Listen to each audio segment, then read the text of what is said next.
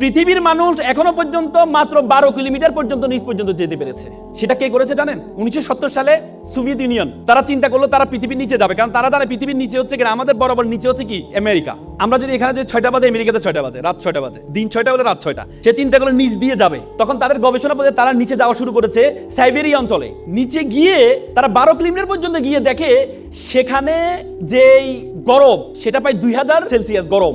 লোহা গলে যাচ্ছে সেখানে, কারণ 1500তে গেলে লোহা গলে যায়। আপনি দেখেন সূর্য আমাদেরকে গরম দেয়, আমরা 40, 50, 60 সেলসিয়াস গরম পাই আমরা, সূর্য আমাদের গরম দেয়, কিন্তু মাটির নিচে কিভাবে গরম হয় পরবর্তীতে আর যেতে পারে নাই। সেই গবেষণা প্রতিষ্ঠানের প্রধান ছিলেন ডক্টর এসবক। তিনি বলেন আমি যখন যেতে পারছি না তখন আমি একটা মাইক্রোফোন পাঠিয়েছিলাম সাউন্ড নেওয়ার জন্য, ভিতরে কি সাউন্ড হয়। বিলিভ অর নট, তিনি একজন খ্রিস্টান। তিনি বলেছেন আমি নিচে গিয়ে একটা সাউন্ড পেয়েছি, সেটা হচ্ছে মানুষের কান্নার আওয়াজ পেয়েছি। তিনি আবার বলেন, তিনি ভাবলেন এটা একটা ইকুইপমেন্ট বা আমি যে ইকুইপমেন্ট পাঠিয়েছি সেটার কোনো আওয়াজ হতে পারে।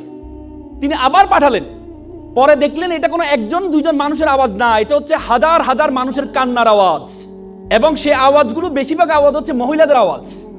তখন তিনি স্টপ করে দিলেন। তিনি বললেন I am a communist, I don't believe heaven and Bible but I believe in hell. আমি জাহান্নামকে বিশ্বাস করি।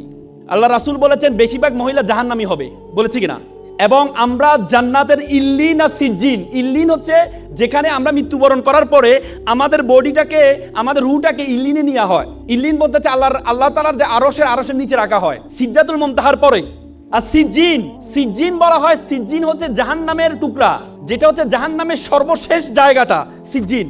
আব্দুল্লাহ ইবনে আব্বাস আল্লাহ রাসূলের চাচাতো ভাই ছিলেন। আল্লাহ রাসূলের চাচাতো ভাই আব্দুল্লাহ ইবনে আব্বাস বলেছেন সিজ্জিন হচ্ছে পৃথিবীর সর্বশেষে অবস্থিত, মানে পৃথিবীর নিচে অবস্থিত সিজ্জিন। তার মানে জাহান্নাম হচ্ছে পৃথিবীর নিচে অবস্থিত।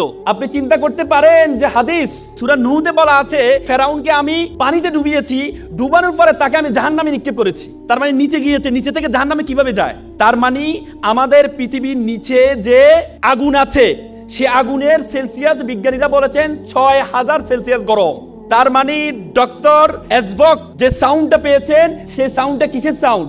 জাহান্নামের সাউন্ড।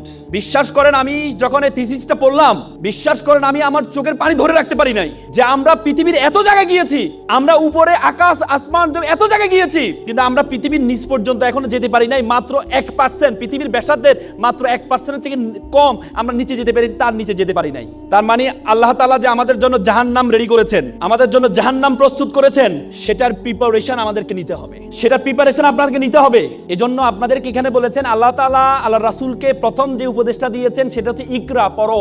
আপনি যদি জানেন, আপনি যদি পড়েন, আপনি যত বেশি জ্ঞান অর্জন করতে যাবেন, যত বেশি পড়তে যাবেন, আল্লাহর সৃষ্টি সবকিছু সম্বন্ধে আপনার সবচেয়ে বেশি ধারণা তৈরি হবে।